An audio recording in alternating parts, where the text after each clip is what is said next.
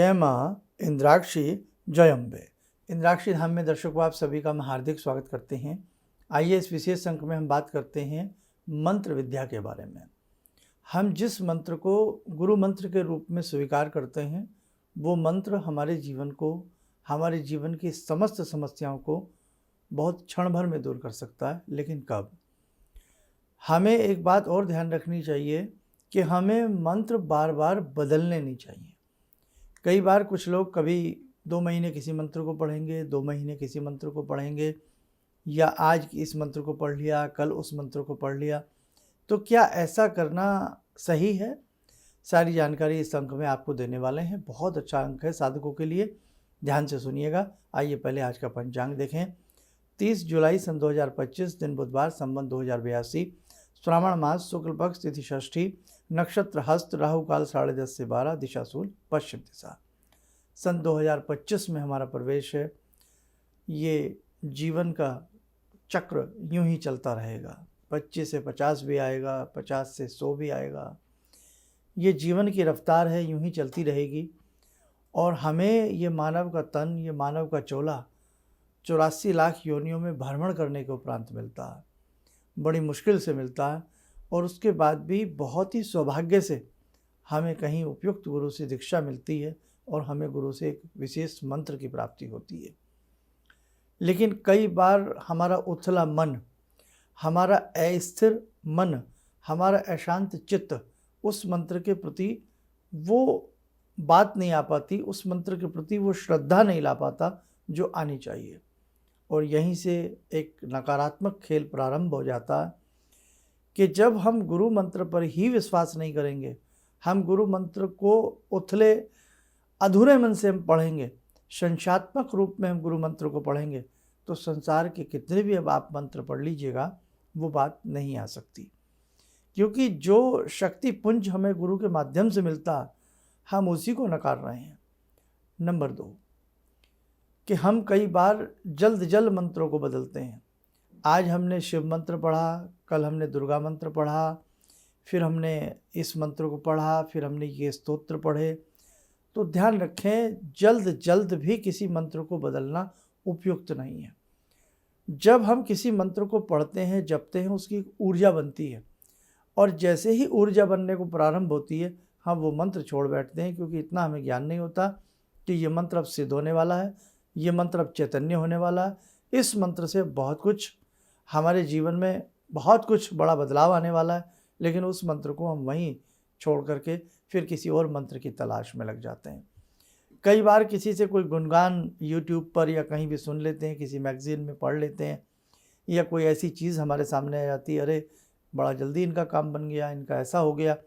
हम भी उसी रफ्तार में चल निकलते हैं और उस मंत्र को पढ़ने लगते हैं। नतीजा हमारी ज़िंदगी बीतती चली जाती है। हम 20, 30, 50, 100 तक के होते चले जाते हैं और हम किसी भी एक मंत्र पर स्थिर नहीं रह पाते। हम जीवन पूरा हमारा समाप्त होने की कगार पर आ जाता है, और कई बार हो भी जाता है, लेकिन हमारा कोई मंत्र चैतन्य नहीं हो पाता। इसलिए बेटे ध्यान रखें, दीक्षा जीवन में बहुत आवश्यक है। जहाँ से भी आपने दीक्षा ली है, जो भी आपके गुरु ने आपको मंत्र में दिया है, कोई मंत्र के साथ कोई स्तोत्र दिया है, जो भी आपको दिया है, उसे बहुत मन से और लगन से, एकाग्र चित्र से हमें पढ़ना चाहिए। हाँ, क्या गुरु मंत्र के साथ किसी हम अन्य मंत्र को पढ़ सकते हैं? बिल्कुल पढ़ सकते हैं, पढ़िए, कोई मना नहीं करता है। लेकिन बार बार मंत्रों को चयन करना, बार बार इस मंत्र को छोड़ दूसरा मंत्र पढ़ना, फिर तीसरा पढ़ना, फिर कोई और मंत्र पढ़ना, और ऐसे ही 1 महीने में 10 मंत्र परिवर्तित कर देना, 1 साल में 5 6 कोई मंत्र परिवर्तित कर देना, तो किसी भी मंत्र से आपको बहुत लाभ नहीं होगा, लेकिन वो नहीं होगा जो होना चाहिए।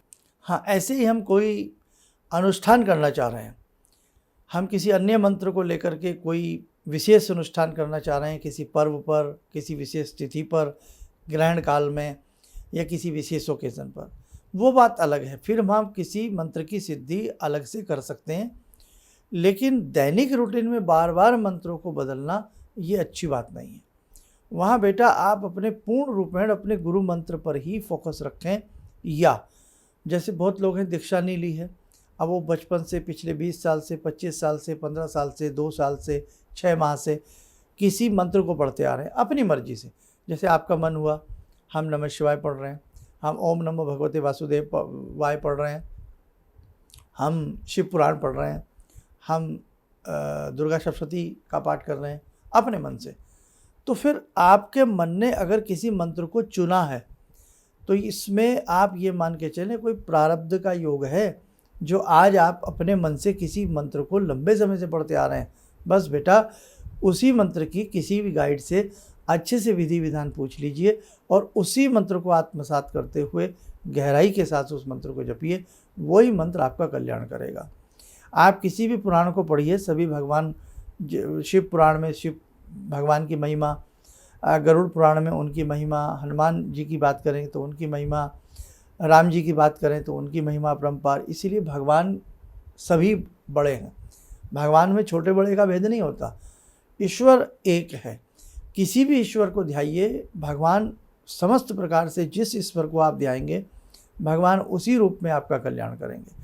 राम के रूप में भगवान को ध्याइए तो राम जी आपका कल्याण करेंगे, श्याम के रूप में श्याम को ध्याइए तो श्याम ही आपका कल्याण करेंगे।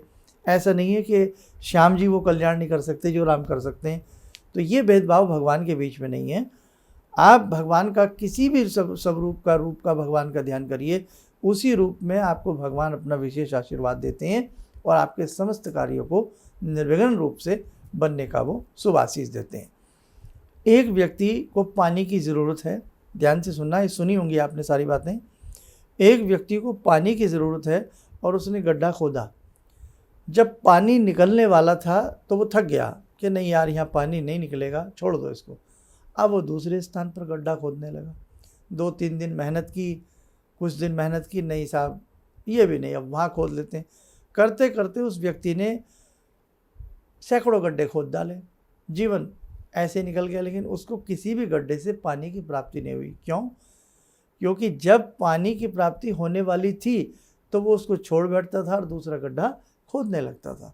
अगर वो एक ही गड्ढे को एकाग्र रूप से खोदता चला जाता तो एक ही गड्ढे से उसे पानी की प्राप्ति हो जाती। इसलिए बेटे एक ही मंत्र को आत्मसात कीजिए, बाकी आप किसी भी देवी देवता के मंत्र को पढ़ सकते हैं, बुरी बात नहीं है, ना ही कोई उसका नकारात्मक असर आता है। लेकिन अपने जीवन को बलवंत बनाने के लिए, अपने मंत्र को पूर्णतः चैतन्य करने के लिए एक ही मंत्र काफ़ी है। एक ही दिया है रोशनी के लिए, बहुत है एक ही दिया, है ना। तो इसलिए बेटे एक ही आत्मा है, एक ही परमात्मा है। अच्छे से शिवोहम शिवोहम जो भी आपका मन करता है, अच्छे से मंत्र को एकाग्र रूप से, जो आपके गुरु ने आपको मंत्र दिया है ना, उस मंत्र को आप ऐसे ही न समझें। सब प्रारब्ध की रचना होती है, सब भाग्य का खेल होता है। आपको गुरु मिलते हैं, किसी भी रूप में मिलते हैं, फिर वो आपको एक मंत्र प्रदान करते हैं। सत्य सनातन धर्म की छाव में जो भी साधक रहना चाहते हैं या रह रहे हैं, तो सत्य सनातन धर्म से संबंधित जो भी उनके गुरु ने उनको मंत्र दिया है उसे बेटे मन से पढ़ें, भाव से पढ़ें।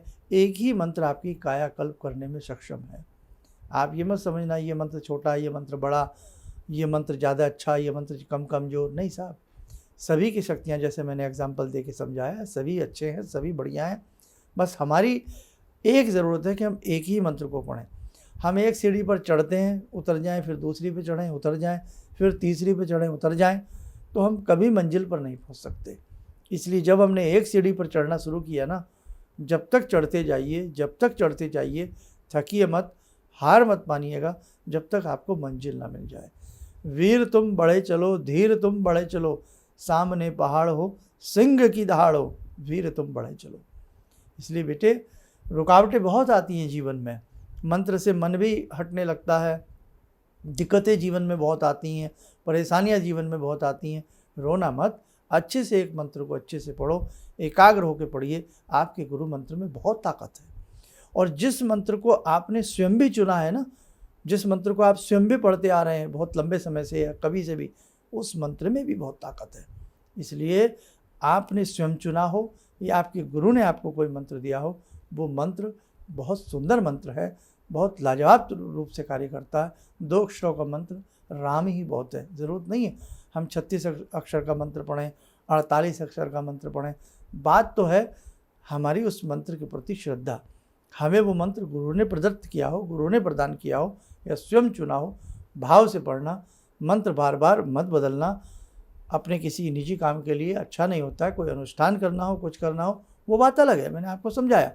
लेकिन बार बार ऐसे ही कि नहीं अब ये पढ़ लिया, अब ये पढ़ लिया, अब ये पढ़ लिया, पूरा आपने पूरा काम कर लिया, ऐसे नहीं करना बेटा। इसीलिए हमें मंत्रों की क्या ताकत है, मंत्रों की क्या ध्वनि है, मंत्रों का क्या चैतन्य रूप है, मंत्रों का क्या गुम्फन है, मंत्रों की यंत्रों की क्या तरंगे हैं, उनका आभास नहीं हो पाता। और कई बार ये लगने लगता है संसार में भगवान नहीं है, सब कुछ झूठ सा लगने लगता है। वो यही कारण है क्योंकि हमारी आस्था हिलने लगती है घड़ी के पेंडुलम की तरह। हम किसी एक बात पर, किसी एक स्तोत्र पर, किसी एक मंत्र पर हम अड़िग नहीं रह पाते हैं, हमारा विश्वास खोने लगता है। इसलिए अपने विश्वास को मत खोइए, अपने विश्वास को एकाग्र करके एकलव्य की तरह धनुर्विद्या आपको जरूर आएगी, आपको मंत्र विद्या जरूर आएगी। बस अपनी मन से, शक्ति से, भाव से अपने एक ही मंत्र को ज़्यादा जपिएगा, फिर देखिएगा आपको दूध में से मक्खन निकलता है या नहीं निकलता है। आइए, समय हो चला है आज की ध्यान साधना का। जुड़ते हैं जगत जननी जगदम्बा माँ भगवती से। ॐ सिन्दूरारुण विग्रहां त्रिनयनां माणिक्यमूले स्फुरात् स्तारानायकशेखरं स्मितमुखी भापेन वाक्छोरुवां पाणिभ्यामलपूर्णरत्नचषकां रत्नोत्परां बिभ्रति सौम्यां रत्नगटस्थरक्तचरणां ध्यायेत् पराम् अम्बिकां खड्गं चक्रगदेषु चापपरिगान् शूलम्बुशोण्डिं शिरा शङ्खं समदधतीं करे स्त्रीनयनां सर्वाङ्गभूषावृतां नीलासमद्युतिमास्य पाददशकां सेवे महाकालिकां यामास्तो स्वपितैहरो कमलजो हन्तुं मधुं कैटवं विद्युद्दामसमप्रभां मृगपते स्कन्दस्थितां भीषणां कन्या विहकरवालखेटविलसा धस्ताविरासेवितां हस्तेश्चक्रगदाशिखेटविशिखां चापं गुणं तर्जनीं विप्राणामलिलात्मिकां शशिधरां दुर्गां त्रिनेत्रां भजे। कवच बना लें, ध्यान करें, जगत जननी का शुभ आशीष हम सबके ऊपर बरस रहा है।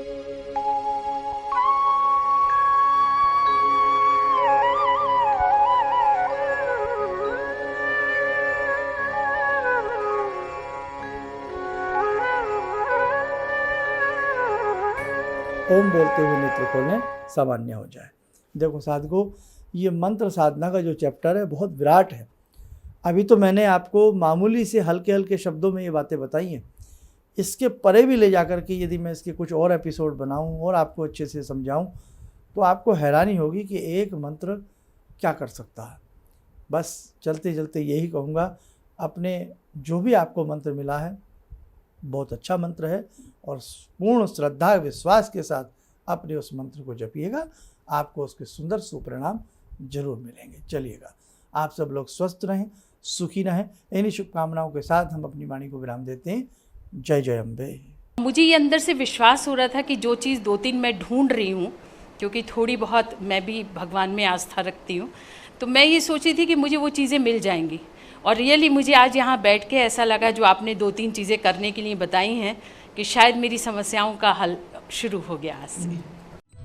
किसी भी समस्या के समाधान के लिए मिले प्रसिद्ध हस्तरेखा एवं वास्तु विशेषज्ञ प्रोफेसर धर्मेंद्र शर्मा जी से। नोट: शिविर में भाग लेने हेतु एवं व्यक्तिगत रूप से मिलने के लिए कॉल करने का समय सुबह 10 बजे से शाम 6 बजे तक।